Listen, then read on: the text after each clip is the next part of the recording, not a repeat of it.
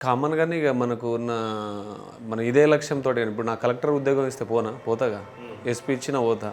పెద్ద పెద్ద ఉద్యోగాలు ఇస్తే ఏదైనా పోతాం మనం. మనకిప్పుడు మనకున్న కెపాసిటీ, కేపబిలిటీ బట్టి మనం ఒక లక్ష్యాన్ని ఫిక్స్ చేసుకుంటాం. టీచర్ అవుదామని టీచర్ అవుతారు. అప్పుడు ఉన్న రిక్రూట్మెంట్‌లో పోలీస్ ఉద్యోగాలు, టీచర్ ఉద్యోగాలు ఎక్కువుంటాయి. సో, మనం బేసికల్‌గా ఊర్లో చెప్తారుగా హైట్ ఉన్నాడురా వీడు పోలీస్ అవుతాడు వీడు. ఇప్పుడు మంచిగున్నాడురా అని చెప్తారు కదా! ఆ క్రమంలోనే పోలీస్ అయిద్దామని మనం ఒక డ్రీమే ఉండాలి వాస్తవానికి. కొంత రాజకీయ అంటే విద్యార్థి నాయకుడిగా ఒక దశలోనే ఉంటూ ఇక పోలీస్ లక్ష్యంగానే పెట్టుకున్నాం. ఆ క్రమంలోనే పోలీస్ అయిదామని వచ్చినలే. సో బై చాయిసే బై పోలీస్ చాయిస్. ఎంత సాటిస్ఫాక్షన్ ఇచ్చింది పోలీస్గా? Satisfaction okay. అంటే మనం చేసే వర్క్‌లో కొంతవరకు సాటిస్ఫాక్షనే.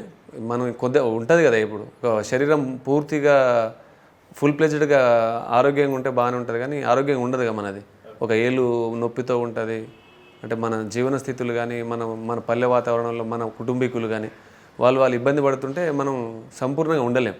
సో, కొంతవరకు ఉంటుంది సాటిస్ఫాక్షన్ ఉంటుంది. కొంతవరకు ఉండదు. అన్న సహజంగా అందరి జీవితాల్లో చాలా కష్టాలు ఉంటాయి. 2 బ్యాగులతో పట్టుకొని పల్లెల నుంచి పట్టణంకి వచ్చిన వాళ్ళము. కానీ మీ జీవితంలో మరీ కటిక దరిద్రాన్నే చూశారు అని చెప్పి మీ మిత్రులు, మీ ఊరు వాళ్ళు అనడం జరిగింది. అసలు ఎలా సాగింది మీ జీవితం ఏంటి? ఇక ఊర్లో అంటే ప్రతి మా మా ఆ టైప్ ఏజెన్సీ విలేజ్లో ఉన్న ప్రతి ఒక్కటి జీవనం అదే ఉంటుంది. అంటే కామన్గా విలేజ్లో పవర్ లేకపోవడము, వైద్యానికి విద్యకు దూరంగా ఉండడం. ఏ ఊరు అన్న మనది? టేకులతండ అని పక్కనే ఏపూర్ విలేజ్ ఉంటుంది. గూడూరు మండలం ఇప్పుడు ప్రజెంట్ మహబూబాబాద్ డిస్ట్రిక్ట్ ఉంది. అంతకుముందు ఉమ్మడి వరంగల్ డిస్ట్రిక్ట్ వస్తుంది. అది ఏజెన్సీ అంటే అటవిక ప్రాంతంలో ఉంటుంది. ఇక స్కూలింగ్ కూడా మనకు దూరంగా వెళ్ళాల్సి వస్తుంది. ఒక 5 కిలోమీటర్స్ వస్తే గూడూరు ఉంటుంది. ఇక బాల్యం అంతా మనకి ఏపూర్ స్కూల్లో నడిచింది 5th క్లాస్ వరకు. ఇక 6th నుంచి 10th వరకు గూడూరు. ఎట్లాంటి స్కూళ్ళు చూసారు? అంగన్వాడీ స్కూల్ లాంటివి చూసారా? లేకపోతే గవర్నమెంట్ పాఠశాలలు హై స్కూల్ లాంటివి చూసి జీవితాన్ని ప్రారంభించారా? ఎట్లా సాగింది? యాక్చువల్లీ అంగన్వాడీ స్కూల్కు నాకు అడ్మిషన్ లేకుండే. అంటే పక్క ఊర్లో స్కూల్ ఉంటుంది. మా తండలో అంగన్వాడీ లేకుండే. అంటే అంగన్వాడీ స్కూల్ మీద అడ్మిషన్ లేదు, నాకు లేదు. ఇక అమ్మ పోయినప్పుడల్లా ఆయా వాళ్ళు ఉంటారు కదా, ఆ అంగన్వాడీ టీచర్ దగ్గర కాబట్టి వాళ్ళు తీసుకొని వచ్చేది అన్నట్టు. ఇక తను తినకుండా ఆ కొంగు మీద కట్టుకొని తీసుకొని వచ్చేది. అంటే ఇక అంటే అమ్మా నాన్నల అక్కడ ఆయాగా కాదు, అంటే మామూలుగానే ఆ ఊర్లో పోతున్నప్పుడు ఆ అంగన్వాడీ స్కూల్ కూడా విజిట్ చేస్తుంది. పోయినప్పుడు తీసుకొస్తుంది. కానీ నాకు అడ్మిషన్ లేకుండా దాంట్లో పూర్తిగా అడ్మిషన్ లేదు. మామూలు అమ్మ పోయినప్పుడు వాళ్ళను బతిమలాడో తీసుకొని వచ్చేది. ఆ కొంగు మీద కట్టుకొని తీసుకొచ్చి మేము 3 అన్నదమ్ములం, 2 అక్కలు. అప్పుడే మ్యారేజ్ పెద్దక్క అయి ఉండే, చిన్నక్క మ్యారేజ్ కాలే అప్పుడు. ఇక ఆమె తీసుకొచ్చిన దాన్ని మాకు పంచిపెట్టేది అన్నట్టు దాన్ని. తర్వాత ఎట్లా సాగింది జీవితం? అక్కడి నుంచి ఇక స్కూలింగ్ 5th అక్కడ అయిపోయింది. ఇక నాకు స్కూల్లో చాలా డల్ స్టూడెంట్ నేను. అంటే చాలా సందర్భాల్లో మీటింగ్లో కూడా చెప్తుంటా, అంటే వీడి అయిపోయింది రా వీడు ఇక లేవడు రా అనుకునే పరిస్థితుల్లో నా స్కూలింగ్ లైఫ్ అంత వీక్ ఉండే. అంటే ఒక 300 మంది 400 మంది మేము 237 మెంబర్స్ 10th క్లాస్ మేము మా బ్యాచ్లు. చాలామంది ఇక్కడికి రాలే పాపం, వాళ్ళు చాలామంది మంచి చదివేటోళ్ళు కూడా రాలేదు. అంటే అక్కడ ఉన్న పరిస్థితులు అనుకూలించలే. జూనియర్ కాలేజీ లేకుండే మా గూడూరు మండలంలో. పోతే మహబూబాద్ అయినా వెళ్ళాలి, నర్సంపేట అయినా వెళ్ళాలి. సో ఈ 2 విలేజ్లకు టౌన్లోకి వెళ్ళాలంటే వాళ్ళు బస్ పాస్ తీయించుకోవాలి, లేదంటే రూమ్లో ఉండడానికి ఆ ఎక్స్పెన్సివ్ భరించలేక చాలామంది స్కూల్ మానేసారు వాళ్ళు.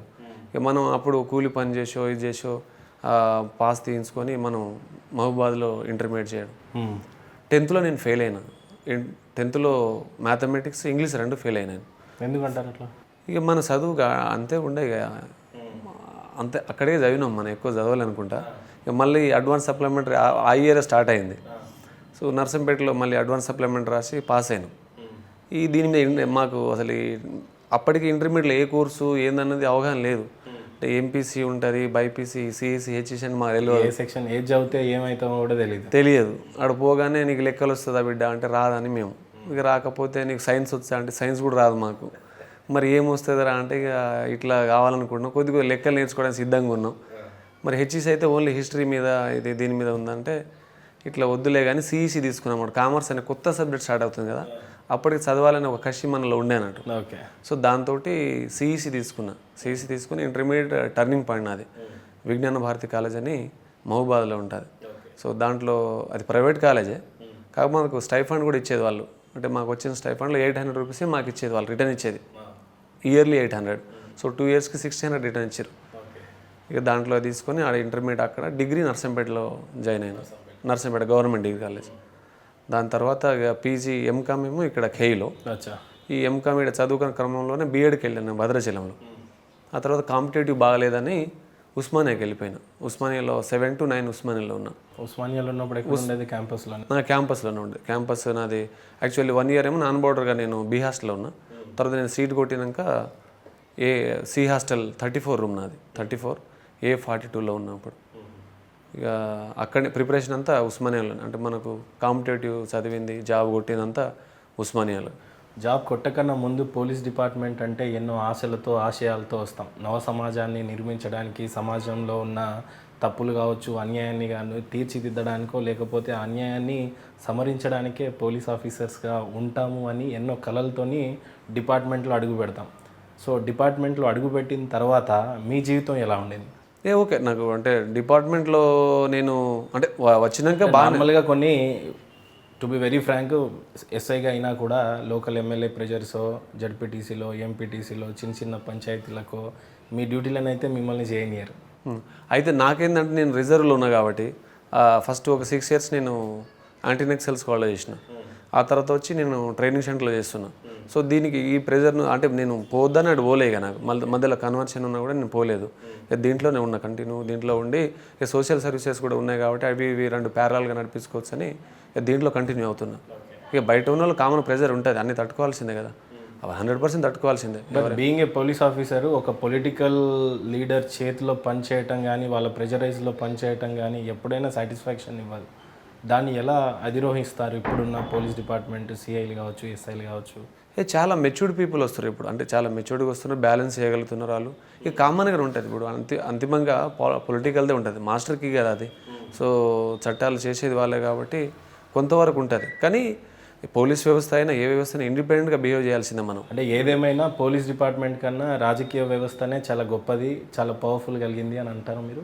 అది తప్పకుండా. అది వాళ్ళు ప్రజాప్రతినిధులు కదా. అంటే నేను అంటే వీళ్ళు హ్యాండిల్ చేయడం విషయంలో అనట్లేదు. సో పవర్ఫుల్ ఎప్పుడైనా పాలిటిక్స్ ఈజ్ ద పవర్ఫుల్. అంటే దాంట్లో నేను ప్రజల చేత ఎన్నుకున్న వాళ్ళు కదా. ఇప్పుడు ఎంప్లాయీస్ ఎగ్జామ్ రాసి వచ్చిన వాళ్ళు, ఎగ్జామ్ రాసిన వాళ్ళ చేతిలో నీకు డెమోక్రసీని చేతిలో పెట్టరు కదా, వాళ్ళ చేతులు. ఇది మనం ప్రొటెక్ట్ చేయడానికి పోలీసుని వాడుకుంటాం. వేరే పనులకు ఇప్పుడు రెవెన్యూ ఉంటుంది, అన్ని పనులకు ఉంటుంది. కాకపోతే వాళ్ళ ఒత్తిడిలకు గురి కావాలని చట్టంలో ఏం లేదులే. ఎవరి పని వాళ్ళు చేసుకోవడమే, ఇండిపెండెంట్గా బిహేవ్ చేయడమే, మనం ఇండిపెండెంట్గా యాక్ట్ చేయడమే. అంటే రాజకీయ నాయకుల చేతిలో కీలు బొమ్మలు కావాల్సిన అవసరం లేదు. అట్లానే అమాయకుడిని బలి చేయాల్సిన అవసరం లేదు. సమాన దృష్టితో చూడాలి, పక్షపాతం లేకుండా నిష్పక్షపాతంగా, కులరహితంగా, మతరహితంగా, భేదాభిప్రాయం లేకుండా అందరినీ సమానంగా చూడాల్సిందే. చట్టం అందరినీ సమానంగా చూడమంటారు కదా, సమానంగా చూడడానికి ప్రయత్నం చేస్తారు ఎవరైనా.